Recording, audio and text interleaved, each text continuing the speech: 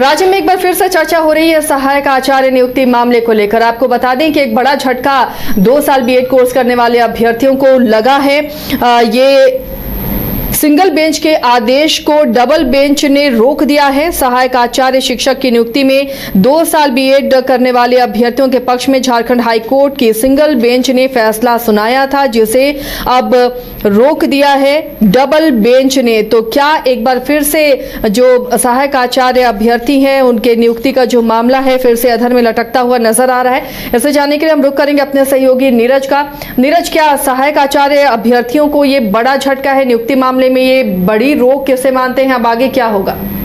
देखिए, अगली सुनवाई तक कह सकते हैं एक झटका है, क्योंकि कंटेम्प्ट में मामला चला गया था। सिंगल बेंच की ओर से ये कहा गया था कि अभी जो मौजूदा नियुक्ति चल रही है सहायक आचार्य की, उसमें जो 2 वर्ष के बीएड किए हुए अभ्यर्थी हैं उन्हें भी अलाउ किया जाए, और जो कि इससे पहले सिंगल बेंच ने फैसला सुनाते हुए जेएसएससी को निर्देश दिया था कि उन्हें अलाउ किया जाए, जिसके बाद जेएसएससी ने इसका अनुपालन नहीं किया था। तो फिर से अभ्यर्थियों की ओर से कंटेम्प्ट याचिका फाइल की गई थी और कंटेम्प्ट मामला चल रहा था, और इसमें कंप्लायंस करने का निर्देश जो है वो हाई कोर्ट की ओर से दिया गया था। लेकिन क्योंकि कंप्लायंस नहीं हुआ था तो इसमें हो सकता था कि मामले में कंटेम्प्ट के तहत अधिकारियों पर कार्रवाई हो सकती थी। लेकिन इसको लेकर जेएसएससी की ओर से एलपीए फाइल करते हुए जो वो फैसला था उसको चैलेंज किया गया था, और चैलेंज करते हुए मामले की आज जो है सुनवाई हुई। और सुनवाई के दौरान अगली जो सुनवाई होनी है 3 नवंबर को, उससे पहले जो भी फैसले अगर सिंगल बेंच से लेने हैं उस पर फिलहाल रोक रहेगी। और एक तरह से कह सकते हैं कि कंप्लायंस करने का और जो समय है वो मिल गया है। लेकिन उस दौरान अगर हम बात करें तो जेएसएससी का कहना है कि जो बातें कही जा रही है और जो अभ्यर्थी जो आधार बनाकर आए हुए हैं वो आधार गलत है। विज्ञापन में जो आधार है, विज्ञापन के आधार पे 1 वर्ष के बीएड ही माने होंगे, लेकिन अभ्यर्थियों का कहना है कि वो 2 वर्ष कंप्लीट किए हुए हैं और अर्हता जो है वो अधिक रखते हैं। ऐसे में उन्हें भी अलाउ करना चाहिए, लेकिन नियमावली के अनुसार जेएसएससी का कहना है कि क्योंकि विज्ञापन में नहीं है और नियमावली भी नहीं है, ऐसे में वो अलाउ नहीं कर पाएंगे। क्या टेक्निकल कमी होगी? अगर कहीं पर ग्रेजुएट लेवल का कोई अभ्यर्थी चाहिए और मास्टर्स का आ रहा है तो दिक्कत कहाँ है? उससे कम में दिक्कत होनी चाहिए।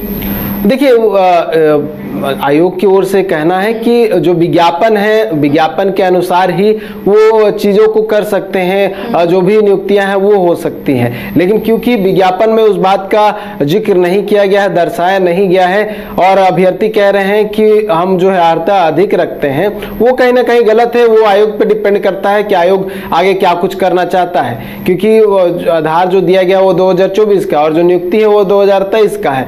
तो इसको लेकर एक शपथ पत्र दाखिल करने का निर्देश जो है वो झारखंड हाई कोर्ट की ओर से कहा गया है, और 3 नवंबर को हो सकता है कि मामले की विस्तृत सुनवाई हो सकता है कि जो चीजें निकलकर सामने आ रही है वो जेएसएससी की ओर से भी कही जा सकती है, और जो पिटिशनर है विप्लव दत्त समेत कई जो अन्य अभ्यर्थी हैं उनकी ओर से भी बातें कही जा सकती हैं और पक्ष रखा जा सकता है कि जो उनका आधार है कि वो अर्हता अधिक रखते हैं, उस पर कितना वो जो झारखंड हाई कोर्ट की डबल बेंच है वो इसको कैसे देखता है। क्योंकि इससे पहले जो है बहुत सारे आधार सुप्रीम कोर्ट के फैसले को भी दिया गया था, तो हो सकता है ये भी एक बड़ा ग्राउंड जो है वो दिया जा सकता है। तो 3 नवंबर को जो सुनवाई होना है वो काफी महत्वपूर्ण हो जाएगा। ऐसे में एक बाध्यता जो है जेएसएससी के ऊपर थी, जो कंटेम्प्ट में जा रहा था कि इसको लेकर कुछ ना कुछ निर्णय लेना होगा, लेकिन अब वो बाध्यता है 3 नवंबर तक जो है वो झारखंड हाईकोर्ट ने स्टे लगाकर समाप्त कर दिया, यानी कि अब 3 नवंबर के बाद जो चीजें हैं वो स्पष्ट हो पाएंगी।